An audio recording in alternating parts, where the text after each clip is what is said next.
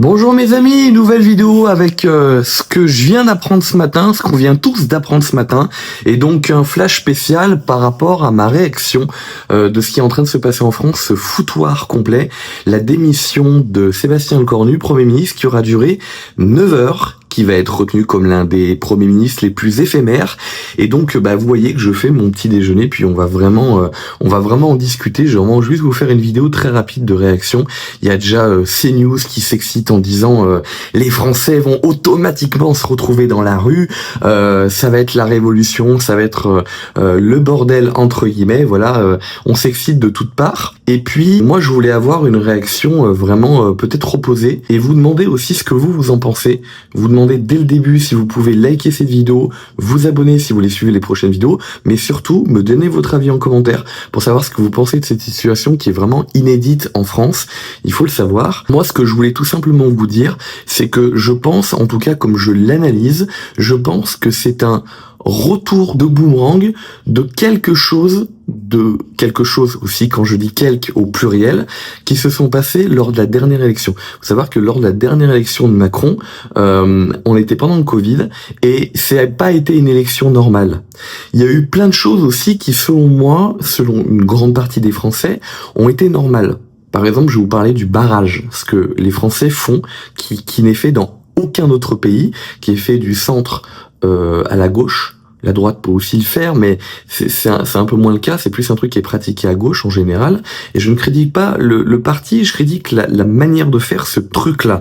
Et je vais expliquer pourquoi, selon moi, c'est un ensemble de décisions là qui sont en train de leur revenir dessus en boomerang.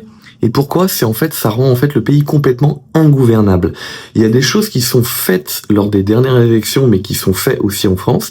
Le fait que, par exemple, ça a été beaucoup les très très vieux qui ont voté. Que là, on observe quelque chose qui fait que les boomers qui ont voté lors de 2 dernières élections de Macron, ils commencent à être trop vieux. Moi, je le vois, et également pour mes propres grands-parents qui commencent à aller en maison de retraite. C'est des gens qui peuvent plus se déplacer, aller voter, alors qu'il y a 2, 3, 4 ans, lorsqu'ils étaient encore chez eux, ils pouvaient encore aller à pied au bureau de vote. Et ça fait quoi? Ça fait que leur sensibilité politique, qui était très très ancrée, soit à gauche il y a quelques années, soit au bloc central, en tout cas dans les partis vraiment mainstream, c'est quelque chose qui disparaît en termes de voix.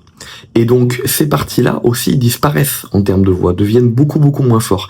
Et c'est des partis qui sont remplacés par LFI, vraiment l'extrême gauche qui est très très forte dans les grandes métropoles, et chez les jeunes, et aussi chez les femmes, chez les jeunes femmes.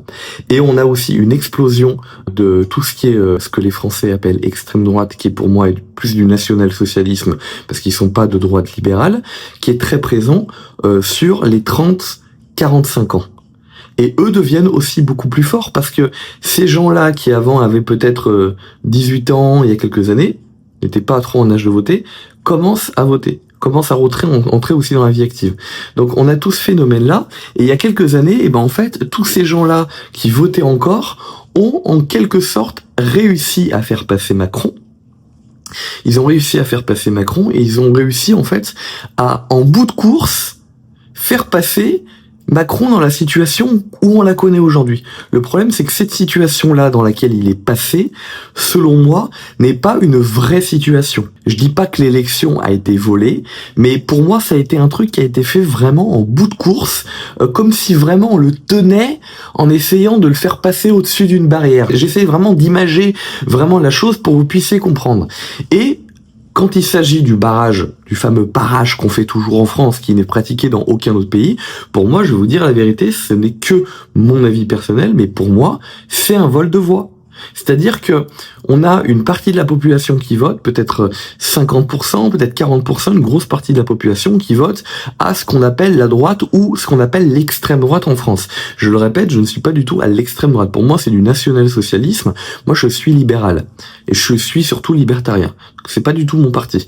Mais je considère que si une grande partie, et ça serait pareil si ça serait une petite partie, mais c'est encore plus grave si c'est une grande partie, 40% de la population qui vote pour quelque chose, et puis il y a une autre partie de la population qui va, par un phénomène, par un truc qu'elle va faire, leur dire, voilà, vos voix a été exercée, vos voix ont été votées, donc vos voix sont là, mais par un tips, pas une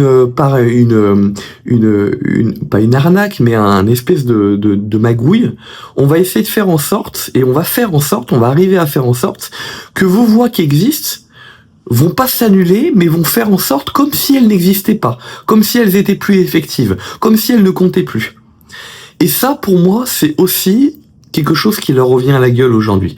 C'est-à-dire qu'il y a une grande partie des gens qui sont en France à droite, voire à ce que en France on appelle extrême droite, et qui s'expriment et qui sont pas contents et qui du coup à cause de l'Assemblée nationale votent un certain pouvoir en fait qui va bloquer le gouvernement aujourd'hui dans certaines décisions.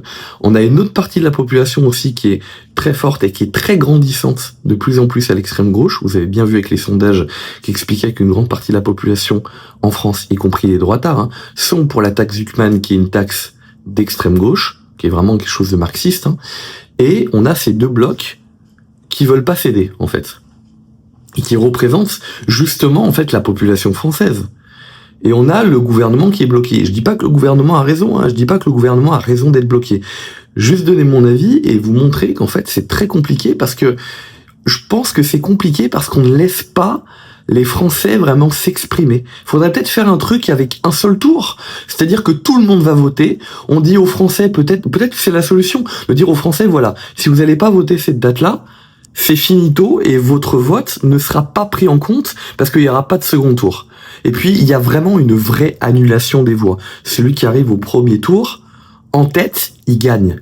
En fait, je pense qu'il faudrait faire un truc où les voix des Français soient réellement comptabilisées, où il n'y ait pas de triche, où il n'y ait pas de petites magouilles, où il n'y ait pas de gens qui soient portés à bout de bras, où vraiment, en fait, ça soit vraiment comme un match de foot. C'est-à-dire que ça soit le meilleur qui gagne, one shot, et toutes les voix sont vraiment comptabilisées, quoi. Il y a pas de Français qui sont dénigrés, il y a pas de trucs qui sont entre guillemets mis sous le tapis. Celui qui arrive en premier, celui qui est le plus fort, il gagne. Et même s'il est plus fort, par exemple, je sais pas, même si on a l'extrême gauche ou l'extrême droite qui arrive à 52-53%, elle sera légitime que de 52-53%, mais elle gouvernera parce qu'elle sera arrivée en premier. Et elle saura qu'elle avait que 2-3% de plus, donc peut-être qu'elle devra faire quelques compromis sur certaines choses, mais en tout cas, elle aura peut-être beaucoup plus de légitimité qu'aujourd'hui, où c'est complètement tout bloqué, parce que les Français demandent quelque chose d'autre, parce que les Français sont complètement opposés. Le fait d'avoir ni gauche ni droite, je pense, avec Macron a été peut-être quelque chose de révolutionnaire au début, dans les premières années en 2017, mais après ça a complètement éclaté le socle politique en France et ça a été un énorme problème. Mais aujourd'hui, on a un retour de la droite et de la gauche.